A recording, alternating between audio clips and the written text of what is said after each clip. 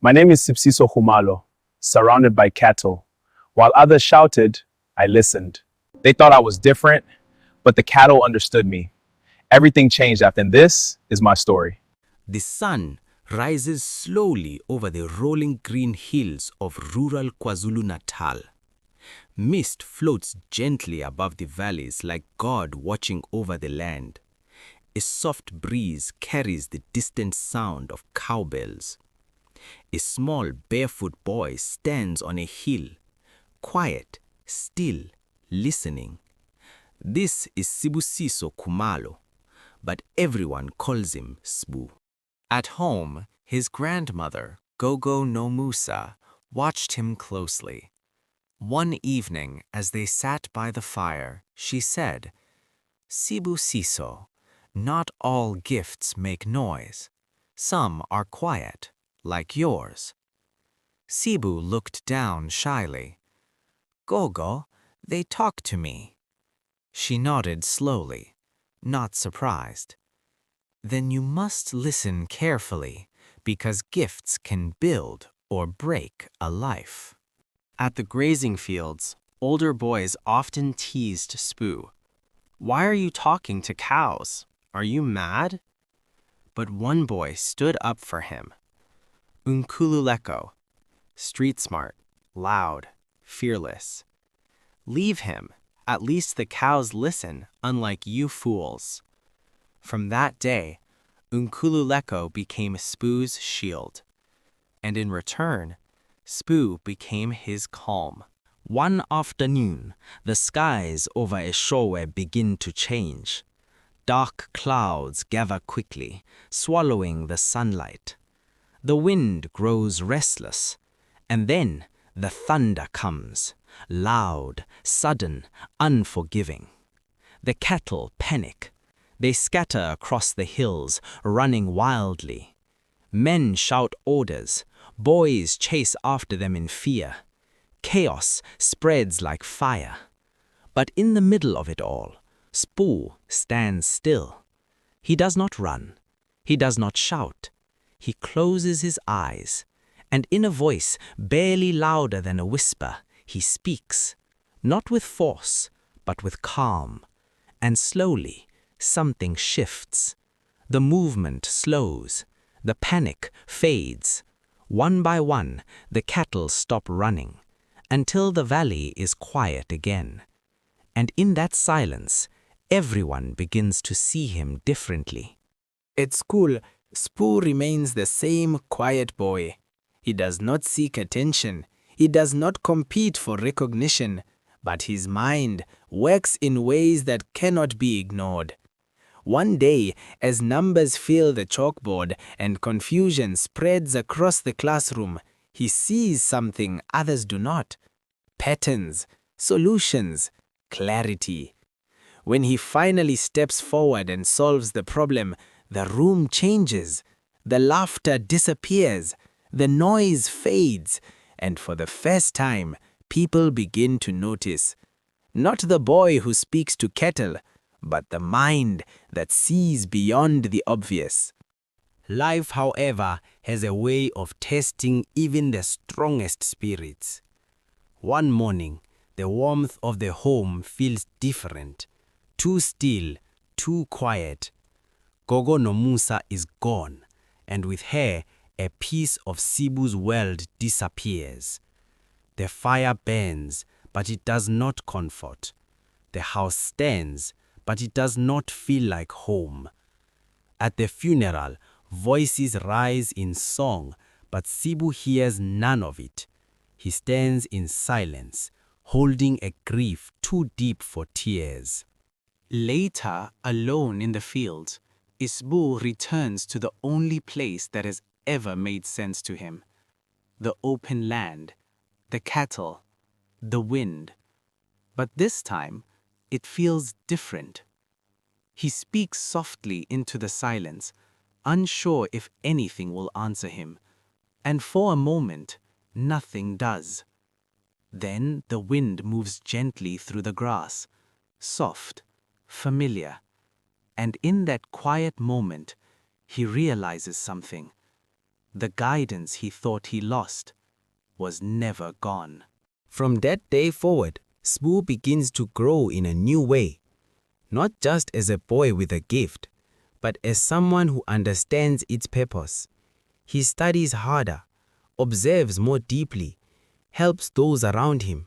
Farmers begin to rely on him, trust him, respect him, and slowly the story of the quiet boy from Eshowe spreads beyond the hills.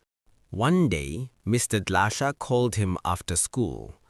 "Sibusiso, you don't belong only here." He handed him a form, a scholarship, agricultural science, university. Sibu hesitated. "But my home." "Your gift is bigger than this village," Mr. Dlasha said firmly. And for the first time, Sibu allowed himself to dream. Opportunity comes quietly, just like everything else in Sbu's life. A teacher who sees him, a chance that feels too big, a future that stretches far beyond the village. Leaving is not easy, because home is not just a place, it is a feeling. But sometimes growth requires movement, and for the first time, Sbu steps into the unknown. University was different, fast, loud, unfamiliar.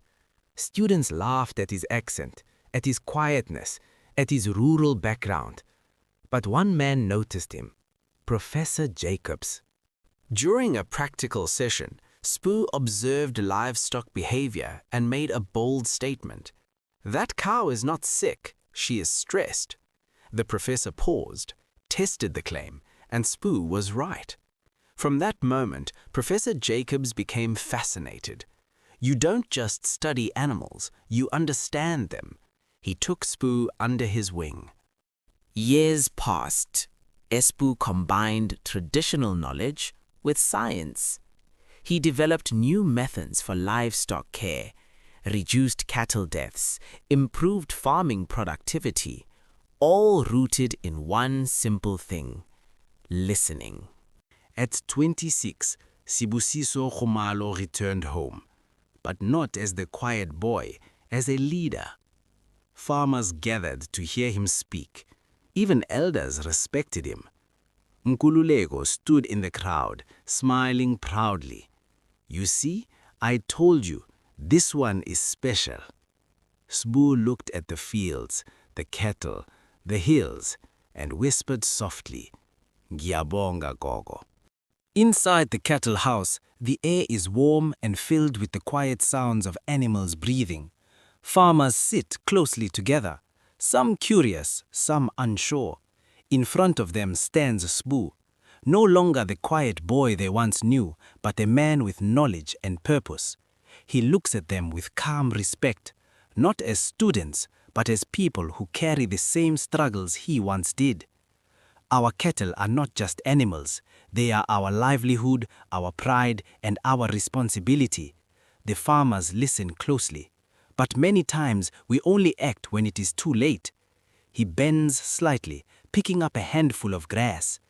A healthy cow will show you signs before it becomes sick. The farmers begin to exchange curious looks. You just need to learn how to observe. A quiet moment settles over the group. Some nod slowly.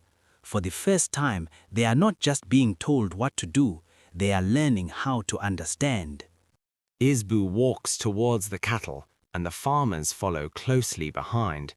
The lesson shifts from words to action. He places his hand gently on a cow, calm and confident. First, you observe. He watches the cow carefully. Look at how it stands and how it moves. The farmers lean in, paying close attention. A healthy cow is alert and responsive. He gently lifts the cow's ear. Check for temperature and any signs of discomfort. He moves his hand along the cow's body. Feel for anything unusual.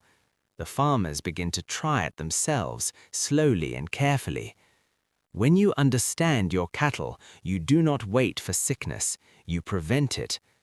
A moment of realization spreads through the group. Something shifts, not just in the cattle house, but in the minds of the farmers. The boy who once listened to cattle is now teaching others how to listen too. Later that day, Sbu walked toward the grazing land. The hills stretched wide and quiet, covered in soft golden light. He stood still for a moment, looking out across the valley. The cattle grazed peacefully, moving slowly through the grass. There was no rush, no noise, just calm. A place that had once shaped him now felt different. Not smaller, but clearer.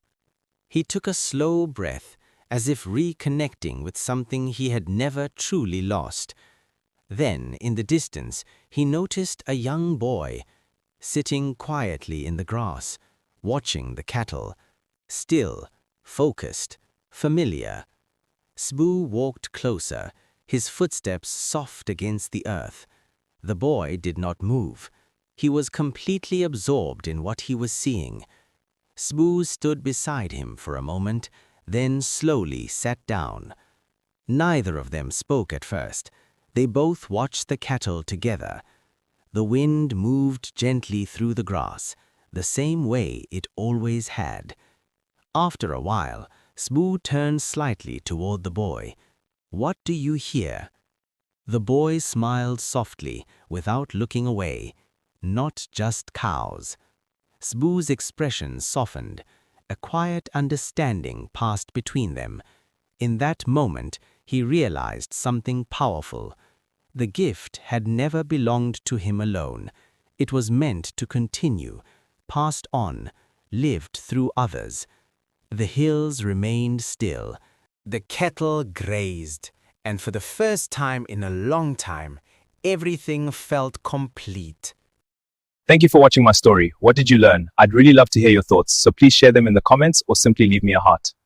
If this story touched you, help me grow this channel by subscribing, and don't forget to like this video, because there are many more South African stories to tell. And remember, you matter, even if you are different.